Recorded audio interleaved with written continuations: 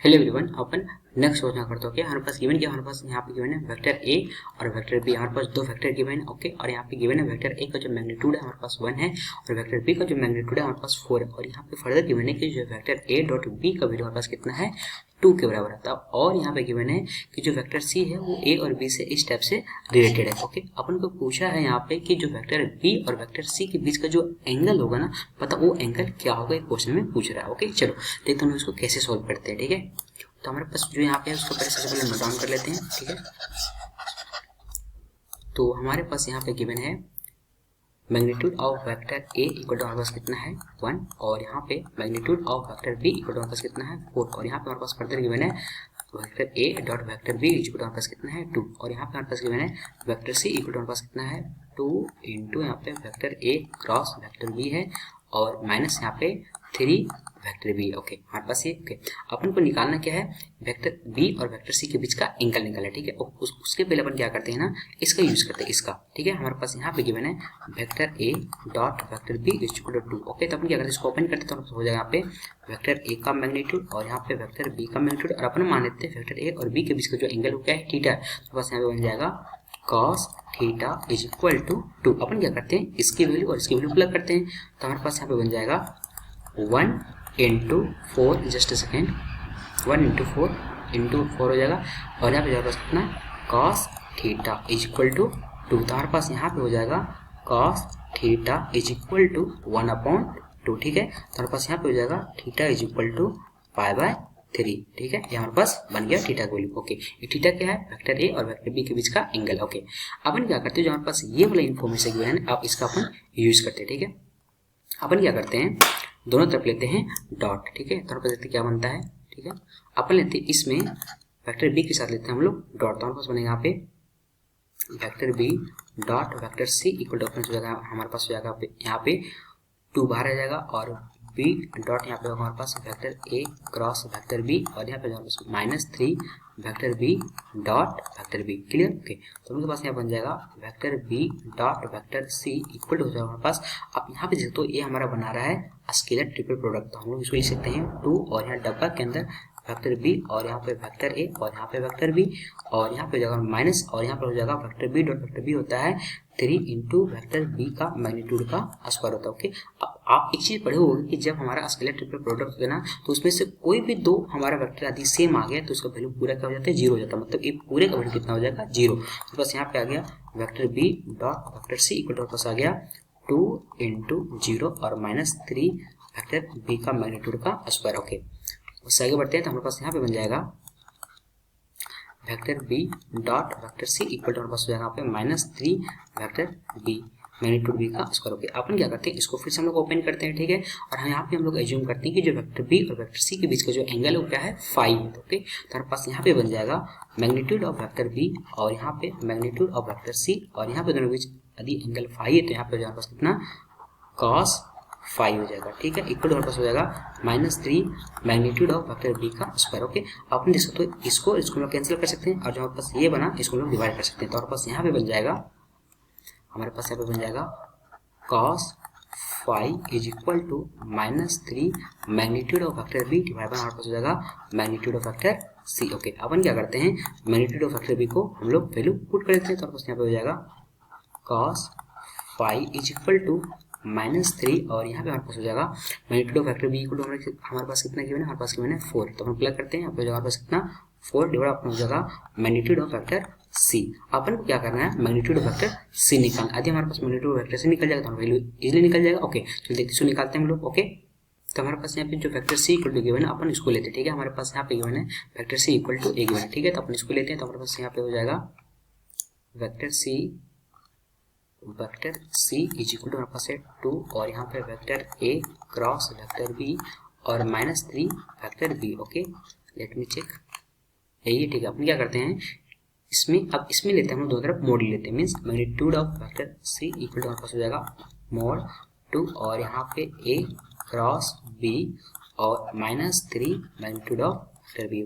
अपन क्या करते हैं, दोनों तरफ स्क्वायरिंग करते हैं, ठीक है। हमारे पास यहाँ पे हो जाएगा, जब स्क्वायरिंग करेंगे तो मैग्नीट्यूड ऑफ वेक्टर सी का स्क्वायर इक्वल टू हमारे पास हो जाएगा यहाँ पे mod 2 vector A cross B, okay.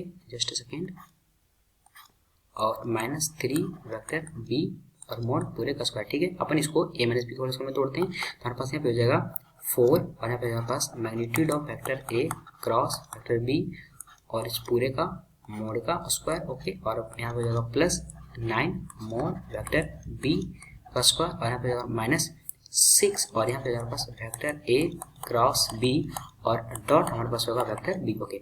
अपन क्या करते हैं, इसको फिर से ब्रेक करते हैं। कैसे करते हैं, आप इसमें एक चीज पढ़े होगे, हम आपको थोड़ा सा याद दिला देते हैं। क्या है, पे पढ़ोगे कि vector p cross q is equal to हमारे पास होता है मॉड ऑफ वेक्टर p और यहाँ पे मॉड ऑफ वेक्टर q और यहाँ पे होता है हमारे पास साइन थीटा, दोनों बीच में एंगल है तो, और यूनिट वेक्टर n होता है, ठीक है। जब हम लोग यहाँ पे इसका मोड ले लेते हैं तो हमारे पास यहाँ पे बन जाता है,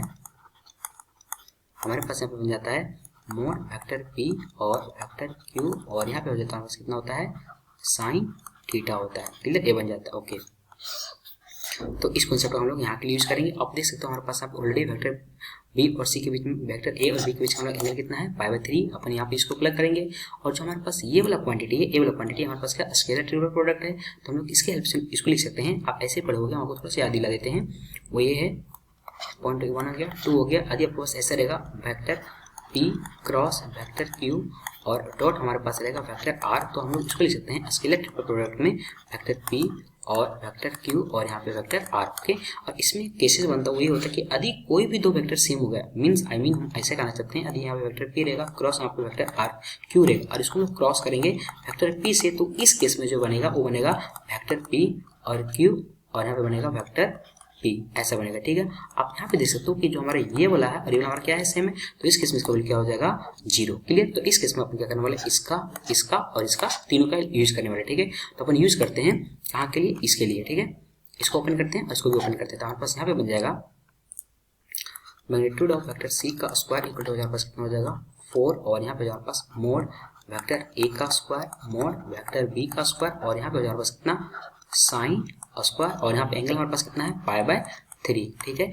और यहाँ पे हमारे पास प्लस और 9, यहाँ पे हमारे पास मैग्नीट्यूड ऑफ वेक्टर b का स्क्वायर और माइनस हमारे पास यहाँ पे हो जाएगा, लेट मी चेक, 6 और यहाँ पे हमारे पास हो जाएगा बॉक्स हो जाएगा, लेट मी चेक, हाँ बॉक्स हो जाएगा यहाँ पे और हमारे पास यहाँ पे हो जाएगा, just second, vector a vector b और यहाँ पे वेक्टर b, ठीक है। आप देख सकते हो कि यहाँ पे जो हमारा ये दोनों वेक्टर आया, ये वाला और ये वाला हमारा सेम है, तो इस पूरे की वैल्यू कितना हो जाएगा हमारे पास 0 के बराबर हो जाएगा, ठीक है। तो हमारे पास यहाँ पे बचेगा, अपन क्या करते हैं magnitude of vector a b और यहाँ पे b सबको वैल्यू प्लग करते हैं, तो हमारे पास यहाँ पे बन जाएगा मैग्नीट्यूड ऑफ वेक्टर c का square equal to 4 into magnitude of vector equal to I think 1 given है, ठीक है, हाँ 1 और 4 है, ठीक है। अपन प्लग करते हैं यहाँ पे, तो हमारे पास यहाँ पे बन जाएगा 1 का स्क्वायर और यहाँ पे 2 का स्क्वायर इंटू हमारे पास हो जाएगा साइन π/3 का वैल्यू होता है √3/2 √3/2 का यहाँ पे हो जाएगा हमारे पास कितना स्क्वायर हो जाएगा और प्लस हमारे पास हो जाएगा यहाँ पे 9 इंटू 4 का स्क्वायर, ओके। इसको हम लोग सिंप्लीफाई करते हैं, तो हमारे पास बनेगा यहाँ पे मॉड c का स्क्वायर इक्वल टू हो जाएगा हमारे पास कितना 4 से 4 कट जाएगा, 3 हो जाएगा यहाँ पे, कितना हो जाएगा हमारे पास, हाँ हो जाएगा हमारे पास यहाँ पे हो जाएगा 4 into 4, just second, magnitude of vector b हमारे पास 4 है ना कि 2 है, हमारे पास यहाँ पे 4 है, ठीक है। बस हो जाएगा 4 का स्क्वायर, तो हमारे पास हो जाएगा यहाँ पे 4 इंटू 3/4 और प्लस यहाँ पे हमारे पास कितना 9 इंटू 16, ठीक है। अपन इसको सिंप्लीफाई करते हैं, तो हमारे पास यहाँ पे बन जाएगा मॉड वेक्टर c का स्क्वायर इक्वल टू हमारे पास कितना 192, क्लियर, ये बन जाएगा, ठीक है। अपन क्या करते हैं, तो हमारे पास मॉड c इक्वल टू हो जाएगा हमारे पास √192, क्लियर, ये बन जाएगा, ओके। अपन क्या करते हैं, इसको ब्रेक करते हैं, तो बन जाएगा यहाँ पे मॉड c इक्वल टू हमारे पास, इसको जब ब्रेक करेंगे तो हमारे पास हो जाएगा यहाँ पे, इसको कॉमन निकालते हैं तो हम इसको फैक्टर करेंगे तो हमारे पास बन जाएगा यहाँ पे 16 इंटू बनेगा हमारे पास कितना 12, ओके, ये बन जाएगा। इसको फर्दर हम लोग सिंप्लीफाई करेंगे तो 4 इंटू 2 इंटू √3 बन जाएगा, हमारे पास बनेगा यहाँ पे 8 √3, हमारे पास होगा यहाँ पे मॉड 6, ठीक है, मॉड c हमारे पास ये आ गया, ठीक है। अपन क्या करते हैं, जो हमारे ये वैल्यू आया ना, इस वैल्यू को अपन यहाँ पे प्लग कर देते हैं, यहाँ पे, तो हमारे पास रिक्वायर्ड एंगल निकल जाएगा, ठीक है। यहाँ पे प्लग करते हैं तो हमारे पास यहाँ पे बन जाएगा,